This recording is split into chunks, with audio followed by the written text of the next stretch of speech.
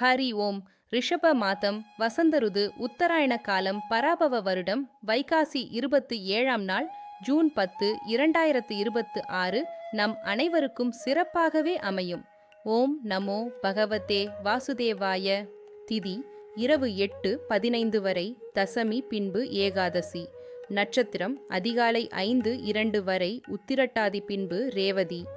எல்லா நேரமும் நல்ல நேரமாக இருந்தாலும் குறிப்பிட்ட நேரத்துக்குள்ள ஒருமுகமாக ஒரு வேலையை செய்யும்போது பலன் விரைவில் நம்மை வந்து சேரும்.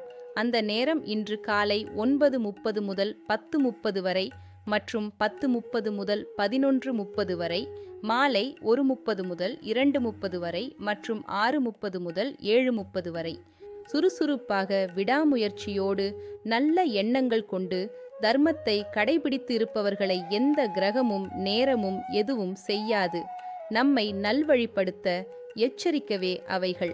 அதன்படி இன்று சந்திராஷ்டமம். பூர நட்சத்திர அன்பர்களுக்கு புதன் பகவானுக்குரிய நிறம் பச்சை. பச்சை நிறத்தை அணிவதன் மூலம் நீங்கள் புதனின் சக்தியுடன் உங்களை இணைத்துக் கொள்கிறீர்கள். இது உங்கள் வாழ்க்கையில் வளர்ச்சி, நேர்மறைத்தன்மை மற்றும் தெளிவை கொண்டு வருகிறது. நீங்கள் முழுவதுமாக பச்சை நிற ஆடையை அணிந்தாலும் சரி, அல்லது அந்த நிறத்தின் சாயல்களை சேர்த்தாலும் சரி, புதனின் ஆற்றல் சமநிலையையும் தன்னம்பிக்கையையும் கொண்டு வரும். வேதி என்று அழைக்கப்படும் தில்லைநாயகம் பிறந்த தினம். தமிழக நூலகத்துறையின் முன்னோடியாக கருதப்படுபவர். கன்னிமாரா பொது நூலகத்தின் முதல் தொழில்புரி நூலகர். தமிழ்நாட்டு அரசு பொது நூலகத்துறையின் முதல் தொழில்புரி நூலக இயக்குனர். வாழ்க வளமுடன், வாழ்க வையகம்.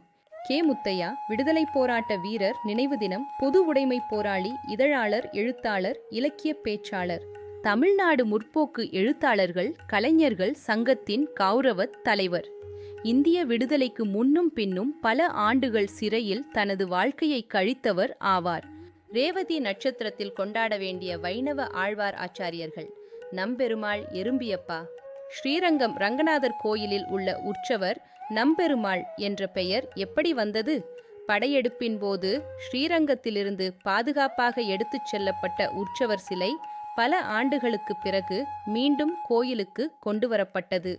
அந்த சிலை உண்மையான அழகிய மணவாளன் தானா என்பதை அறிய பெருமாளுக்கு திருமஞ்சனம் செய்த புத்தாடை ஒரு வயதான சலவை தொழிலாளிக்கு கொடுக்கப்பட்டது.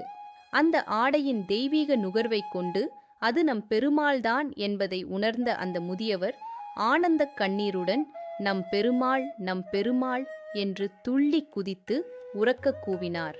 அன்று முதல் அப்பெயரே நிலைத்து அழகிய மணவாளன் என்ற பெயரை காட்டிலும் நம்பெருமாள் என்ற திருநாமமே பக்தர்களிடையே மிகவும் பிரசித்தி பெற்றது. சேவிக்க வேண்டிய சேவா கால பாசுரங்கள். பெரிய திருமொழி 8ஆம் 10. நித்தம் ஒரு விடுகதை. விடை சொல்லுங்கள் கமெண்ட் செக்ஷனில். பொழுபோக்குக்கு பொழுபோக்கு, மூளைக்கு உடற்பயிற்சியும் ஆச்சு. மேலே பூ பூக்கும், கீழே காய் காய்க்கும், அது என்ன? நேற்றைய விடுகதைக்கு விடை இதயம். ஓய்வு எடுக்காமல் இயங்கும், ஓய்வு எடுத்துவிட்டால் மறுபடியும் இயங்காது. கோபத்தை குறைத்து அன்பை வளர்த்து கொள்ளுங்கள். இதயம் ஆரோக்கியமாக வாழ இதுவே சிறந்த வழி. தங்கள் ஆதரவிற்கு நன்றி. அடியேன் ராமானுஜதாசன்.